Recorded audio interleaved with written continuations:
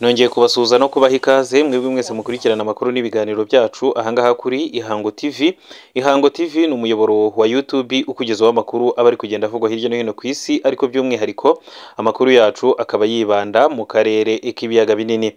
Muri aka kanya rero ndaje kugira ngo nkugezeho amakuru akomeye, aho umutwe wa M23 muri aka kanya kuri aya manwa y'Ihangu uri mu ntambara karundura. Akaba ari intambara rero yatangiye mu masaha ya saa 9 z'igitondo, nk'uko amakuru adushyikaho umwanya ku wundi tugahita tuyakugezaho 5 kuri 5. Turaje kugira ngo tukugezeho ibyizi nkuru zikomeye ku ntambara yafashe indi ntera. Akaba ari intambara ibera mu mujyi wa Kanyabayonga nk'uko tumaze kubitangarizwa n'amasoko aba ari hariya muri Repubulika Iharanira Demokarasi ya Kongo.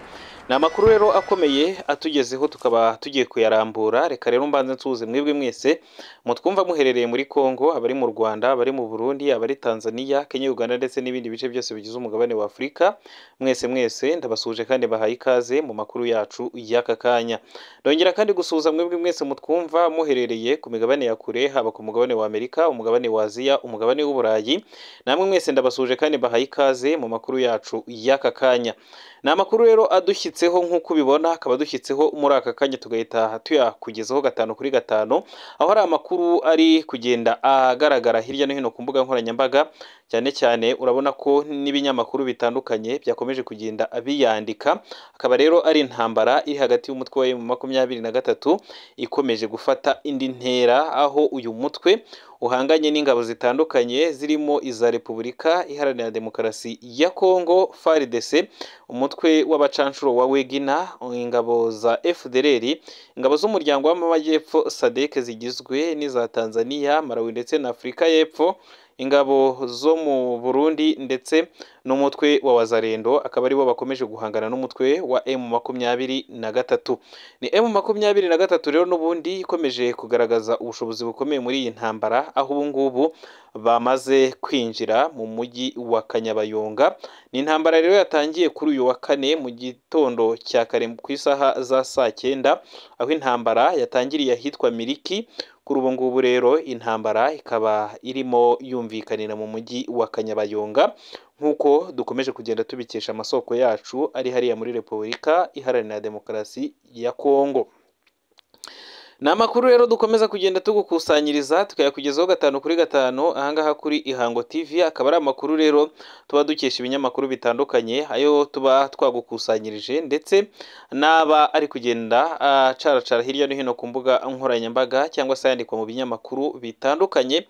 Akaba ariyo yose tugenda tugukusanyiriza tukayakugezaho ahangaha kuri iyi mbonesha kure imwe rukumbi ikugezaho amakuru aba ari kugenda avugwa kandi uba utasanga hari. Ni amakuru rero muri aka kanya tugiye kwibanda cyane kuri iyi ntambara ibera muri Repubulika Iharanira Demokarasi ya Kongo, aho umutwe wa M23 n'ubundi ukomeje kugaragaza ubudasa muri iyi ntambara, aho wamaze kwigarurira ibice byinshi bitandukanye birimo Nyiragongo, Bunagana, Rucuru, Masisi, za Minova ndetse n'ahandi hatandukanye. Nyuma rero yuko ku munsi w'ejo bundi habaye intambara ikomeye yabereye hafi n'umujyi wa Sake, kuri ubu ngubu intambara kuri agise ya Kanyabayonga yongeye kubura, maze umutwe wa M23 ubu ngubu bikaba bikomeje kuvugwa kuri gukubita inshuro ingabo za Repubulika Iharanira Demokarasi ya Kongo.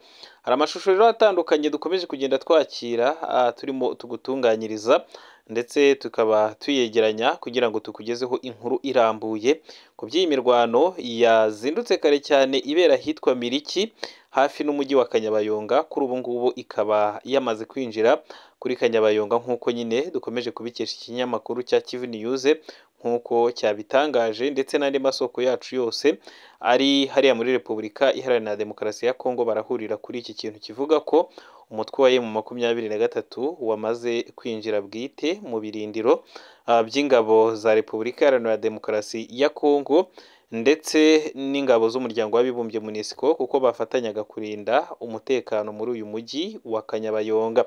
Mu kanya kashize kandi twakubwiraga ko kuri agise ya Sake umutwe wa M23 uherutse guhangana n'ubundi n'ingabo bahanganye, biza kurangira rero abasirikari bagera kuri 2 ba Afurika y'Epfo bahasize ubuzima ndetse abandi 20 barakomereka. Akaba ari n'imirwano rero yaguyemo abana 3 n'umugore umwe wabashije gukomereka ku buryo bukomeye nk'uko twabikugejejeho mu kanya kashize. Ingabo za Afurika y'Epfo ziri mu burasirazuba bwa Repubulika Iharanira Demokarasi ya Kongo ko ziri mu bihe bitoroshye, ziburiramo ababo bicwa n'ibitero by'umutwe wa M23. Ni ibikubiye mu itangazo ubuyobozi bw'ingabo za Afurika y'Epfo zashyize hanze rimenyesha ko bagabweho igitero gikaze ku musozi wunamiye isantere ya Sake muri teritwari ya Masisi, maze icyo gitero gihitana abantu babo, abandi benshi barakomereka, harimo n'abakomeretse ku buryo bukabije. Ni itangazo risobanura ko iki gitero ingabo za Afurika y'Epfo zagabweho ko cyakozwe ku munsi w'ejo bundi hashize tariki 25 z'ukwezi kwa gatandatu 2024, kandi ko cyaguyemo abasirikari babo babiri, abandi 20 barakomereka, mu gihe abagera kuri 4 bo bakomeretse ku buryo bukabije ndetse bakaba bamaze koherezwa mu bitaro kugira ngo bitabweho. Itangazo kandi rikomeza rivuga ko icyo gitero cyanaguyemo abana 3 ndetse n'umubyeyi w'abo bana akaba yarakomeretse ku buryo bukomeye. Itangazo risoza rivuga ko imiryango y'Abanyafurika y'Epfo yaburiye ababo muri icyo gitero ko yamaze kumenyeshwa ko hari gukorwa ibishoboka byose kugira ngo imirambo y'ababo igezwe iwabo, kandi ko amazina y'abamaze kwitaba Imana ko azatangazwa hanyuma, nk'uko ubibona muri iri tangazo ryatanzwe n'izi ngabo za Afurika y'Epfo zatabarizaga bene wabo nyine bari bamaze gusiga ubuzima bwabo muri iki gitero cyagabwe hafi n'umujyi wa Sake. Naho mu yandi makuru, umuryango wa Afurika y'Amajyepfo SADC wongereye ingabo zawo mu burasirazuba bwa Repubulika Iharanira Demokarasi ya Kongo kugira ngo bahashye umutwe wa M23. Umuryango wa Afurika y'Amajyepfo SADC wongereye ingabo zawo muri Repubulika Iharanira Demokarasi ya Kongo mu guhashya umutwe wa M23. Bakaba rero abasirikari barenga 9,000 bo mu butumwa bw'uyu muryango wa SAMIDRC bwatangiye mu mpera z'umwaka ushize 2023, nk'uko bivugwa. Aba basirikare rero bongerewe mu rwego rwo gufasha ingabo z'igihugu cya Repubulika ya Demokarasi ya Kongo FARDC guhangana n'umutwe wa M23 umaze gufata ibice byinshi byo muri Kivu y'Amajyaruguru ndetse na Kivu y'Amajyepfo. Bigitangira hoherejwe rero ingabo zigera ku 5,000 zirimo 2,900 za Afurika y'Epfo iyoboye ubu butumwa, n'izindi 2,100 zirimo iza Tanzania ndetse n'iza Malawi, ariko ntabwo zigeze zitanga umusaruro zari zitezweho na guverinoma ya Kinshasa, kuko ntizigeze zirukana M23 mu bice yari yarafashe. Afurika y'Epfo rero imaze gutangaza ko abasirikari benshi bapfiriye muri Repubulika Iharanira Demokarasi ya Kongo, muri bo hakaba harimo Kapiteni Simoni Mukuru na Kapiteni Tabanga Semono bishwe n'igisasu mu kwezi kwa kabiri, ndetse na Sergeant David Ngubane wapfuye mu kwezi kwa gatanu uyu mwaka turimo 2024. Ubwo Serge rero Ngubane yapfaga, M23 yatangaje ko yasenye ibifaru 4 bya SAMIDRC, bafata rero ibindi 2 n'ikamyo ya Eveco. Hari abandi basirikari 3 ba Tanzania bishwe ubwo igisasu cyagwaga hafi y'ikigo cyabo mu kwezi kwa 4 2024. Uwo munsi hakomereka abantu 3. Abarwanyi ba M23 mu ntangiriro z'ukwezi kwa gatandatu 2024 bafashe mpiri abasirikari 4 ba Afurika y'Epfo baguye mu mutego wabo mu gace ka Kimoka muri teritwari ya Masisi. Aba rero bikaba biyongera ku bandi bivugwa ko bafashwe mu bihe bitandukanye. Igitangazamakuru cya Afurika y'Epfo cyitwa Intelligence ku munsi w'ejo hashize cyatangaje ko mu rwego rwo gutegura bundi bushya urugamba rwo kurwanya umutwe wa M23 ngo hiyongerewe ingabo za SADC ziva ku 5,000 zigera ku 8,000. Kuri iyi nshuro bivugwa ko Afurika y'Epfo yongereye ingabo 2,600, Tanzania yo yongeraho ingabo 750, naho Mali ishyiraho abasirikari bagera ku 1,000. Gusa ngo leta ya Kinshasa yo niyo izirengera ikiguzi cy'ibikorwa by'izo ngabo nyuma y'ibiganiro bizabera i New York mu kanama k'umuryango w'abibumbye mu mpera z'ukwezi gutaha muri uyu mwaka w'ibihumbi 2024. Icyemezo cya Afurika y'Epfo cyo kongera ingabo mu butumwa bwa SADC kimenyekanye mu gihe muri guverinoma y'iki gihugu hitezwe impinduka zikomeye kubera ko ishyaka rya ANC riri ku butegetsi ryamaze kwiyunga n'andi atavuga rumwe nayo. Mu mashyaka yiyunze rero hakaba harimo ANC, harimo ndetse na Democratic Alliance isanzwe itameranye neza na Perezida Cyril Ramaphosa ku cyemezo yafashe cyo kohereza abasirikari b'iki gihugu muri Repubulika Iharanira Demokarasi ya Kongo. Ni amakuru rero agezweho dukomeza kugenda tukugezaho 5 kuri 5, akaba rero ari amakuru akomeje kugenda acicikana hirya no hino ku mbuga nkoranyambaga. Inkuru ngusomera rero nkaba nzisoma ku binyamakuru bitandukanye rero bikomeje kugenda byandika amakuru abavugwa hariya mu burasirazuba bwa Repubulika Iharanira Demokarasi ya Kongo. Amakuru dukomeza rero kugenda tukugezaho hano kuri Ihango TV. Muri aka kanya rero n'ubundi nkaba ngira ngo nkugezeho andi makuru, akaba ari amakuru cyane cyane agaruka ku myigaragambyo ibera mu mujyi wa Nairobi mu gihugu cya Kenya, aho abaturage cyane cyane biganjemo urubyiruko bakomeje kwinubira itegeko ryongera imisoro ku bintu bitandukanye. Bakaba kuri uyu munsi ndetse binavugwa ko bashobora kongera kwigaragambya nk'uko umwe mu bakunzi bacu wa hariya muri leta ya Kenya yabidutangarije kuri uyu mugoroba. Ni rero ikintu kimaze n'iminsi gihungabanya umujyi wa Nairobi, cyane cyane ko iyi myigaragambyo nyine imaze iminsi ibera i Nairobi mu gihugu cya Kenya yafashe indi ntera. Ni imyigaragambyo rero igiye kumara iminsi ingana n'icyumweru kubera ku murwa mukuru w'igihugu cya Repubulika ya Kenya.